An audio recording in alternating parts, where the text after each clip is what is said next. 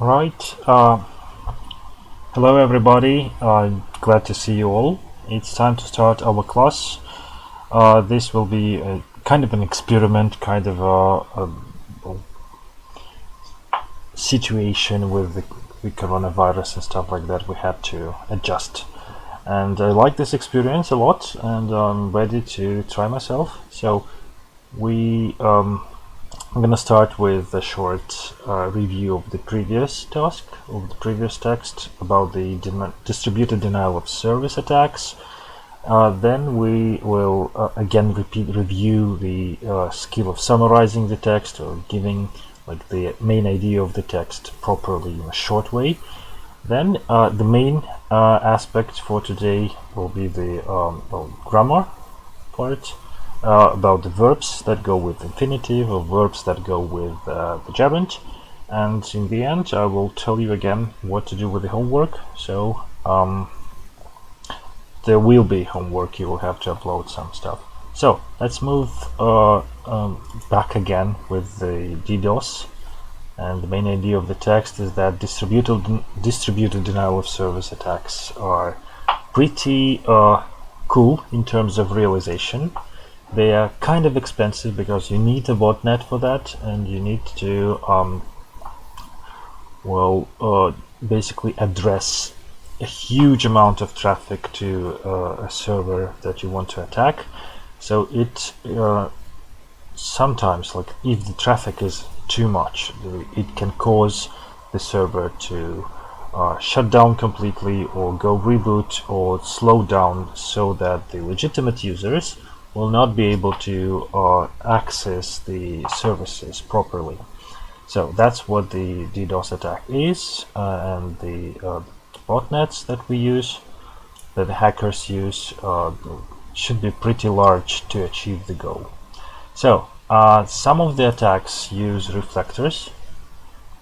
They are a more sophisticated thing when your botnet doesn't target the server directly, it targets some other computers, pretending to be the server, so that the computers, these random computers, answer back. They answer to that server that you want to attack, and that causes the a huge traffic increase again. So there are some examples of different DDoS attacks realized with different techniques like teardrop or smurf attack, but the key word here is vulnerability. So there are some exploits that you can, there are some vulnerabilities that you can use or exploit, but so of course when there is attack there is always a defense mechanism, so you can use some SYN cookies to prevent these kind of attacks, to cover the vulnerability, or some other weird things that I have no idea what they are. So some of the servers, some of the services of the servers have some heavy load modes that restrict traffic somehow, so that eventually the DDoS fails. So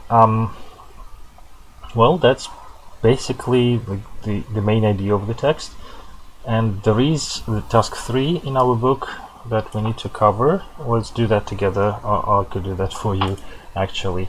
So you need to mark the sentence true or false, and if the sentence is false, you need to correct that. So a sudden decrease in the number of requests can cause a server to crash. Obviously that's a false idea. What causes the server to crash is a sudden increase in the number of requests. So you can write increase here. Sorry, please, not the decrease. So that will be it. Then I need to cross this out. So reflectors answer to invitations from botnet computers disguised as the victim. That's true. That's part of the attack based on reflectors. That's totally fine. So that's true. The system administrator can easily dodge, so avoid the DDoS attack by shutting down the server. This is obviously a false idea because shutting down the server is the goal of the attack. So it's like shooting yourself in the head when you don't want somebody else to do that. It's pretty dumb. It's a dumb idea. In a more sophisticated attack, a huge number of SYN cookies is stored in a victimized server. This is again false, if I'm not mistaken, because SYN cookies actually they help avoid this kind of situation. Huge number of different kind of cookies is stored when the server is waiting for the connection to establish. It dedicates certain amount of resources to that connection in advance. So well, if the connection doesn't establish itself properly, so it has to keep these dedicated resources allocated, busy, and not available for other tasks. So that might cause the server to slow down and shut down eventually. Attackers may specifically aim at the search function of a website to cause the DOS. That's true. Functions like search function are very heavy in terms of calculations, because when the search is done, the server actually accesses the databases, has to comb through all the data that it has in order to find the proper word combination, stuff like that. So it's a very heavy thing for a server to do. So if you aim at this function at a server, you will your DDoS will be more efficient. But there is always a countermeasure for that, like the CAPTCHA thing. Attackers may... the Wikipedia suffered from DDoS attacks in the early days. That's actually not stated, but it's false. The text says probably there was a DDoS attack, but in the early days, Wikipedia had very slow, bad servers, and they didn't expect such a huge increase in traffic. So it became popular suddenly, so they didn't expect that. They were not prepared for this, so there was not DDoS attack. There were legitimate users trying to access the server from all over the world at the same time, and that caused the servers to crash. Then we get some vocabulary work. We're not going to cover that now. We'll do that later on, so please pay attention again to the highlighted words. These are the key words that you will need at your exam when the exam time comes. So now we move to the summarizing part. So I'm gonna cover this. The summarizing thing. This is a skeleton. This is the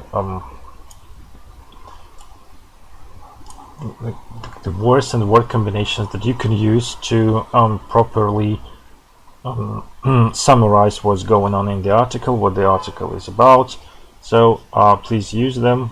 So the article I have read discusses distributed denial of service attacks. So the text can be logically divided into 3 or 4 main sections. Don't make more than 3. 3 is fine. 2 is fine. So in the first section, the author focuses on the mechanism of the attack and reasons why people do that. In detail, such an attack involves reflectors in some cases. In other cases, it involves botnets that generate a lot of traffic. So the second section is mainly dedicated to countermeasures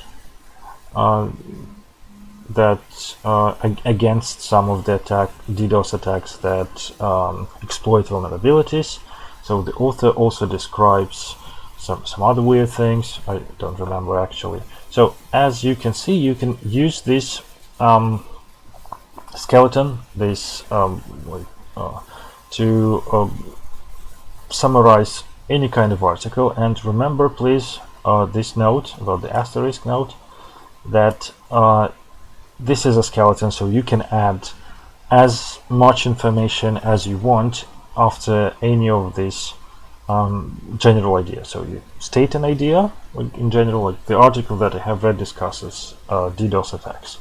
Then you can add some more information, like I don't know, DDoS attack is realized with botnets that hackers use, or you can say that DDoS attacks are used to in I don't know, industry wars against the competitors.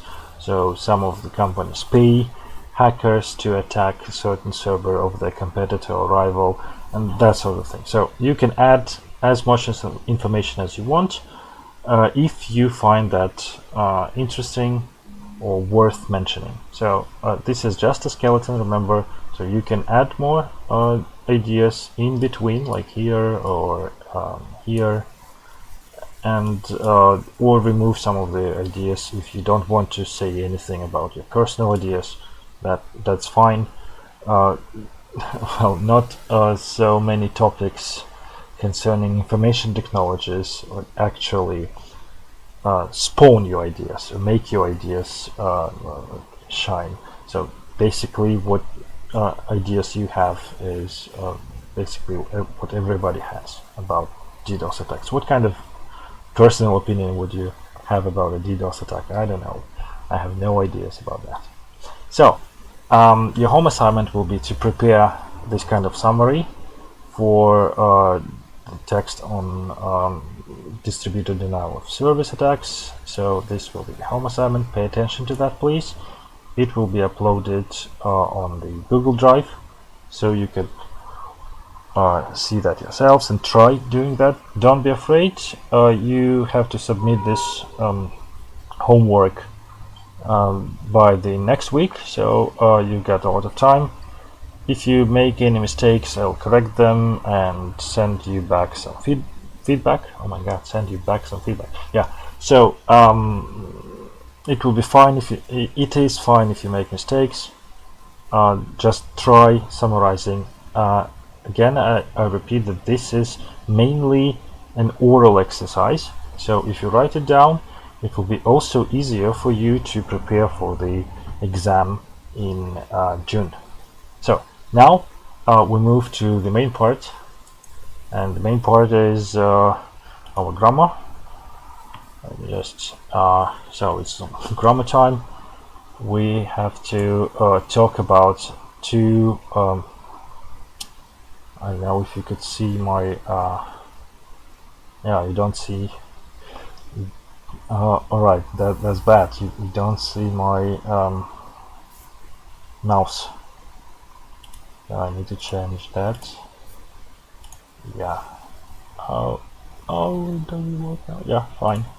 So now you can see my mouse. It's fine.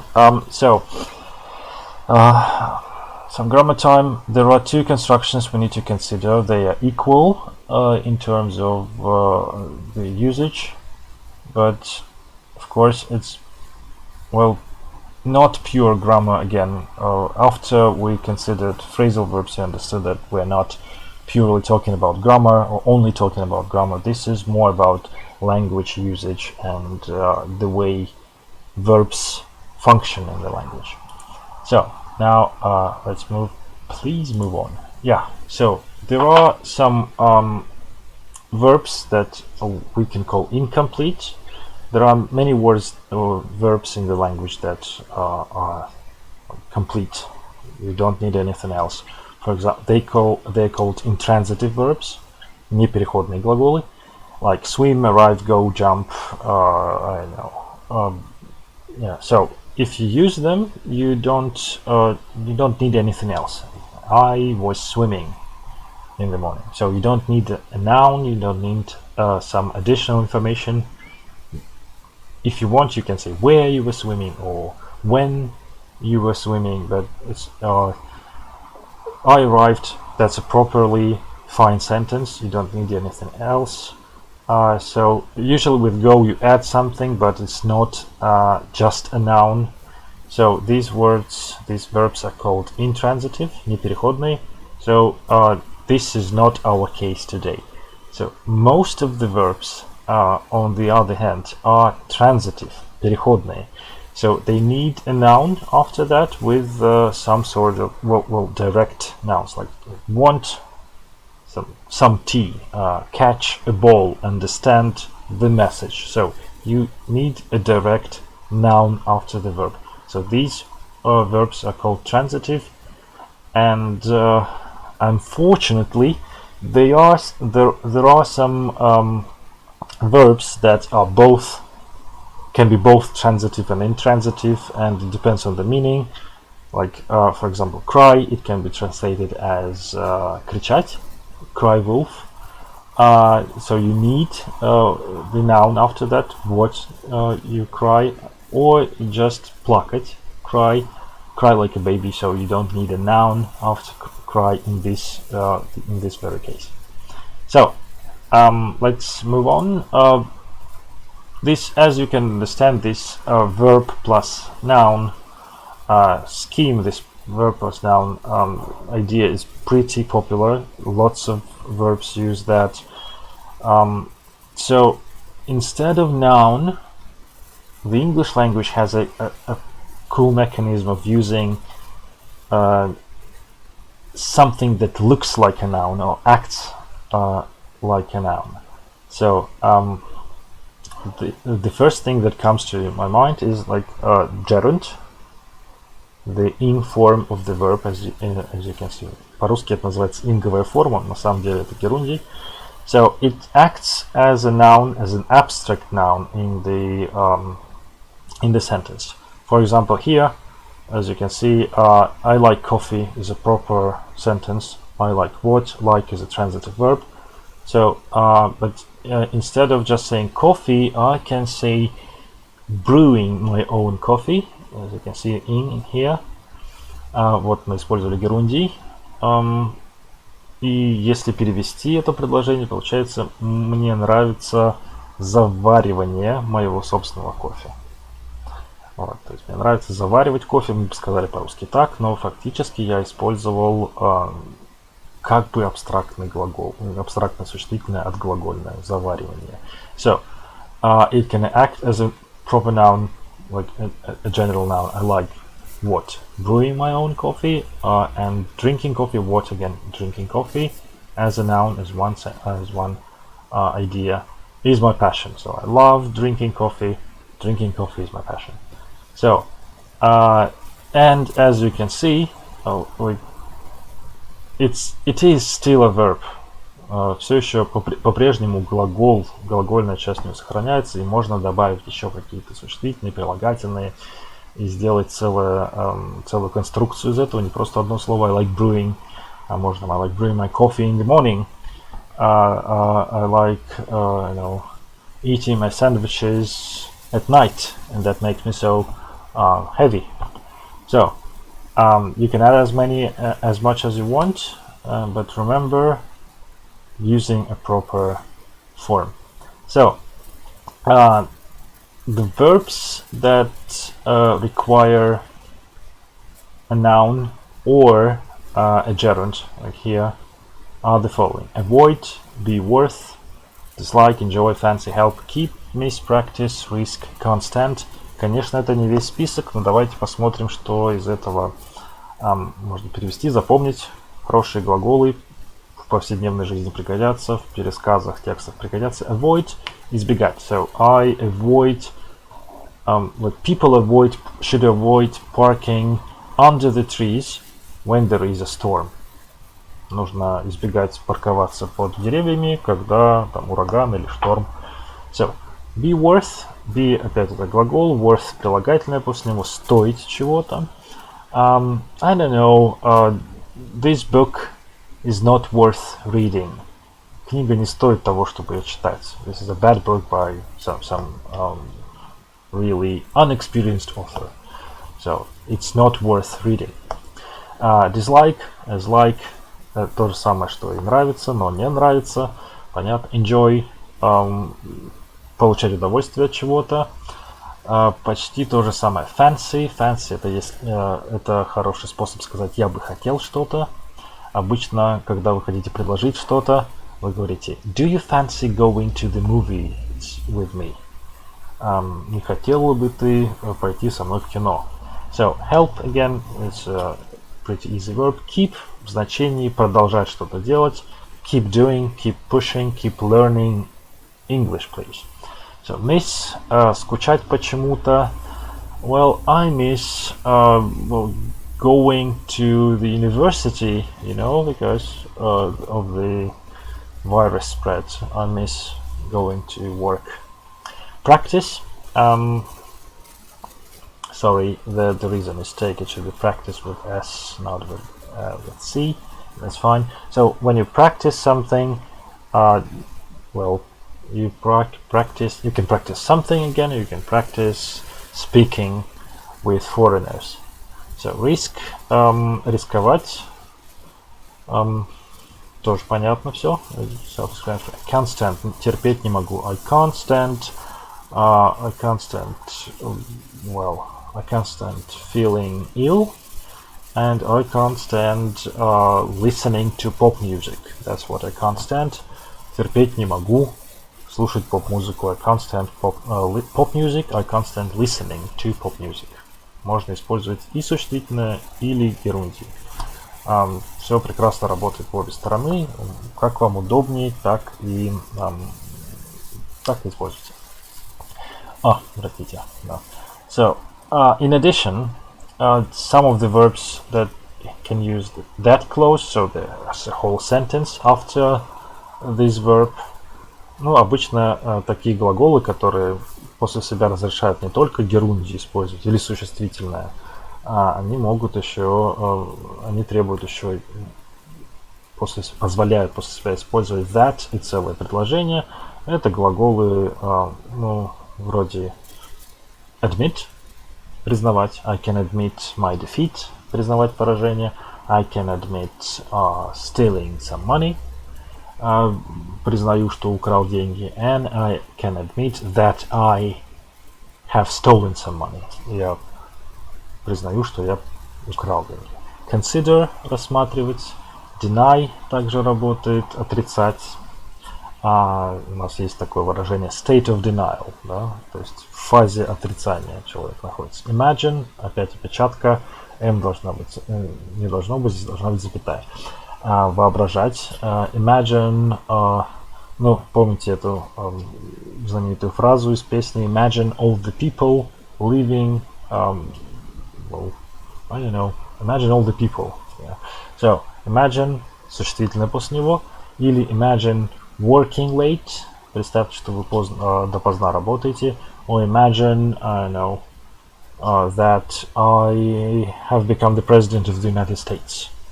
Представьте, что. Да? То же самое, как и в русском языке работает, но можно использовать еще и герундий. Recollect, вспоминать, никак не связано с собиранием чего-то или заново собиранием. Recollect — это вспоминать что-то. Report, докладывать. И suggest, один из самых популярных глаголов в ЕГЭ, на нем много делают ошибок, на него проверяют часто. Suggest, предлагать что-то сделать. For example, you can suggest going to the nightclub, or you can suggest pizza, or you can suggest that we went to the nightclub, for example. So, следующая часть, the next thing is when you, instead of noun after the verb, you use to plus infinitive. Эта схема очень понятна для русскоязычных пользователей, потому что она полностью дублирует нашу формулу. Я хочу сходить в кино, хочу и инфинитив потом. И по-английски то же самое. Want to go. Да? Нужно только не забывать to здесь. Это не модальный глагол want, поэтому to здесь нужен, чтобы увязать два глагола вместе, обычный и инфинитивную часть. И такие глаголы, so these words These verbs are the following. Вот они перед вами. Конечно, это не все глаголы, только часть. So, afford – позволять себе в денежном плане, финансовом. I can't afford to buy a car. Не могу позволить себе машину купить. Appear – казаться, появляться. Like, this house appears to be very old. Кажется, по всей видимости, этот дом очень старый. Ask – попросить кого-то что-то сделать. Choose – выбирать. Like, for example, like Spider-Man chose to save his girlfriend, not the city. Or not the kids, remember that scene. Fail – не справиться с чем-то, когда вы провалились в чем-то. Like, if you fail to pass my exam, you will have to redo the course like in autumn. Happen – случаться. Но сложная конструкция, можно использовать таким образом. Ну, сложно, но потому что нет нормального перевода прямого. Well, this university happens to be one of the best in our country. Оказывается, что этот университет самый лучший в стране. Manage – управляться, справляться с чем-то, когда вам что-то удалось. Это можно сказать, что это антоним для fail. Offer – предлагать, тоже используется to плюс инфинитив после него. Готовить что-то, готовиться к чему-либо. Prepare to do something. Refuse – отказывать. For example, well, the embassy refused to give me the visa. Да? Посольство отказало мне в выдаче визы, посольство отказало мне выдать визу. Отказалось выдать визу. Tend иметь тенденцию склоняться к чему-то. For example, DDoS attacks tend to be realized well, at night. Ночью, скорее всего, реализуются DDoS-атаки. Ну и wait, want вам известны, даже не нужно на них внимание заострять. Также есть некоторые глаголы, которые после себя разрешают использование that и целого предложения. Они все представлены здесь. Соглашаться. You can agree to do your homework fast, or you can agree that you would do your homework fast. Arrange – организовывать что-то.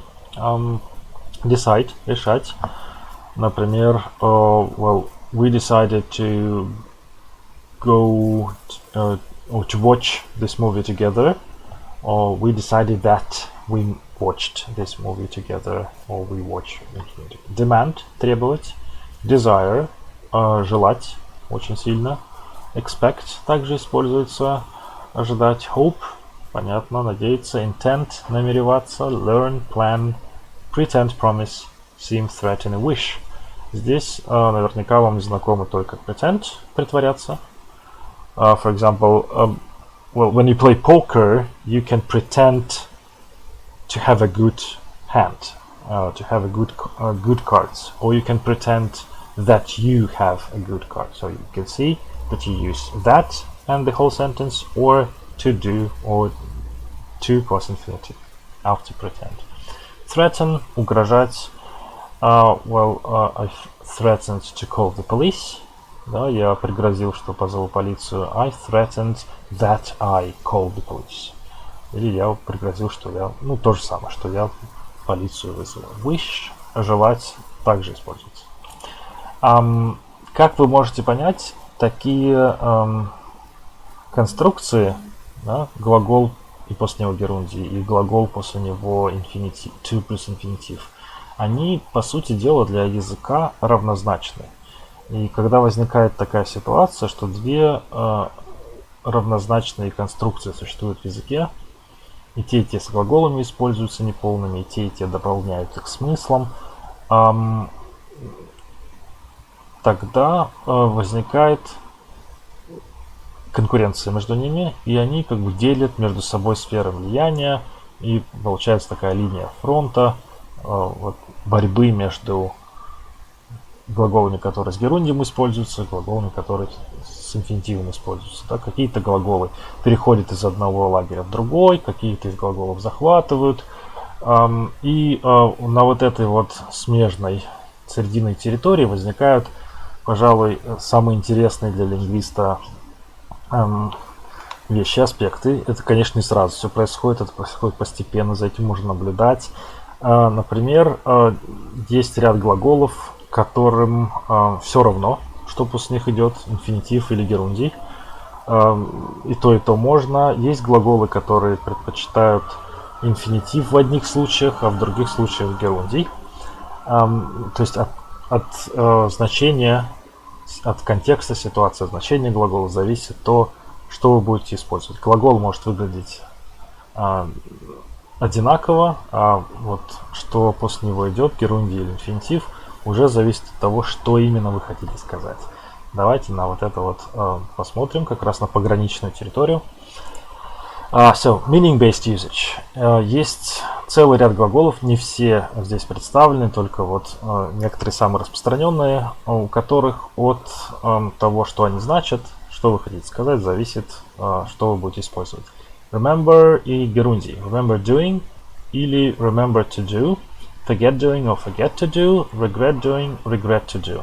Все эти, эту группу я объединил в единое целое, потому что разница здесь в том, что зависит от того, что вы рассказываете.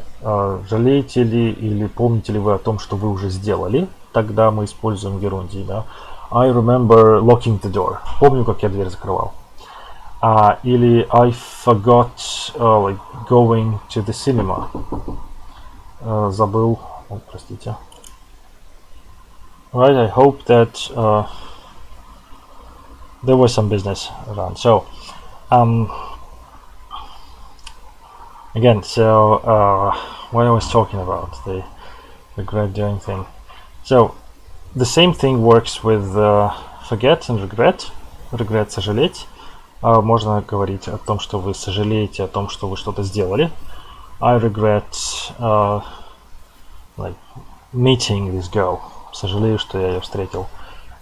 Или можно сожалеть о том, что вам нужно что-то сделать. I regret to tell you that you have failed the exam.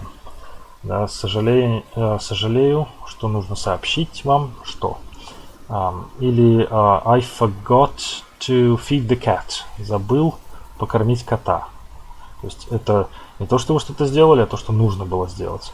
Или I remembered to send you the message. Я вспомнил, что тебе нужно отправить сообщение.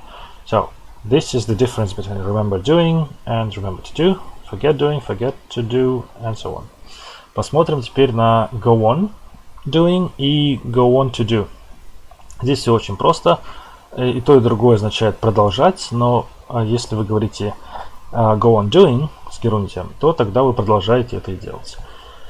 А вот go on to do, это значит, вы переходите к следующему в списке ваших заданий, еще чем-то. Допустим, well, I tried to stop him, but he went on talking. Да, пытался его остановить, но он продолжал говорить. So we finished this first task, and then we went on to the next one. Or we went on to do the next one. So, все очень просто. Так они используются. Mean немножко сложнее. Это слово означает глагол. Mean doing значит подразумевается, что означает, что что-то должно быть. For example, well, cooking this dish means like boiling a lot of eggs. Допустим, вы готовите какой-нибудь салат мимоза, и вам нужно очень много яиц сварить для него. So, cooking mimosa means boiling a lot of eggs. Подразумевает, включает в себя и так далее. А вот mean to do значит хотел, намереваться что-то сделать. Well, I meant to call you last night, but I was too busy. Я хотел тебе позвонить вчера, но был слишком занят. Простая ситуация с stop doing и stop to do. Stop doing – прекратить что-то делать, перестать. Stop talking, please. Or stop writing – прекратите писать. А вот stop to do – значит, что вы остановились, чтобы что-то сделать. Like I was writing, and then I stopped to answer my teacher's question. Да, остановился, чтобы ответить на вопрос. И самое сложное для меня лично, для понимания, было вот эта вот идея, что try doing и try to do различаются между собой. Try doing – это когда вы перебираете варианты для достижения цели. This is an option. Например, try pushing this button, maybe it unlocks the door. Попробуй на эту кнопку нажать, может она дверь открывает. А вот try to do здесь основное значение глагола. Пробовать, try, постарайся что-то сделать. Please try to be kind to people. Здесь это, собственно, try to do, вот это be kind, это и есть цель ваших действий, а не один из вариантов решения проблемы, задачи. Что ж, посмотрим, что у нас дальше тут. Да, есть, конечно, глаголы, которым все равно, что после них идет. Возможно, если вы были внимательны, вы заметили, что help один из таких глаголов, он здесь не указан, но он тоже есть. Очень небольшое изменение в значениях есть, на это можно не заострять внимание. Вот. Like, love, prefer, предпочитать, intend, намереваться, continue, begin, start, attempt. Одни из таких глаголов. Вы можете использовать и to do с ними, to плюс infinitive, и gerunds, doing. Итак, теперь давайте посмотрим домашнее задание. Так, сколько длится это все? Домашнее задание ваше состоит из двух частей. Первое это практика герундиев и инфинитивов, упражнение 1 с 1 по 4. Ну а второе это, собственно, написание краткого содержания вот этой вот статейки про DDoS. Вот. Все эти задания нужно письменно выполнить. Опять же, напоминаю вам, что вы можете, если вы поставите какой-нибудь Foxit Reader, добавлять комментарии к PDF синим ручкой, синим маркером, там, впечатывать ответы и закачивать их на Google Диск в нашу с вами папку. У каждой группы будет своя папка.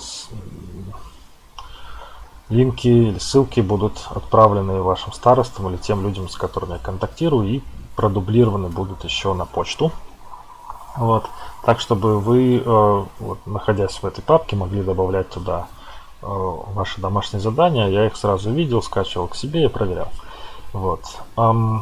Пожалуйста, не удаляйте чужие. Вот.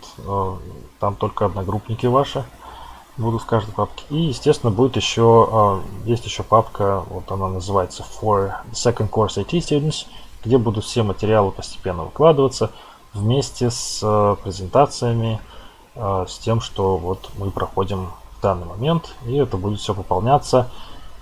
Надеюсь, что такое положение дистанционное не очень долго продлится. Ну, от себя скажу, что вот, желаю вам здоровья, берегите себя. Вот, увидимся на занятиях, присылайте домашние задания. А это видео, пожалуйста, ссылку на него давайте вашим одногруппникам, чтобы они тоже могли посмотреть, чтобы они готовились к занятиям, держались в курсе и, в общем, не теряли связь с английским языком, потому что английский язык — это постоянная практика. Спасибо, до свидания.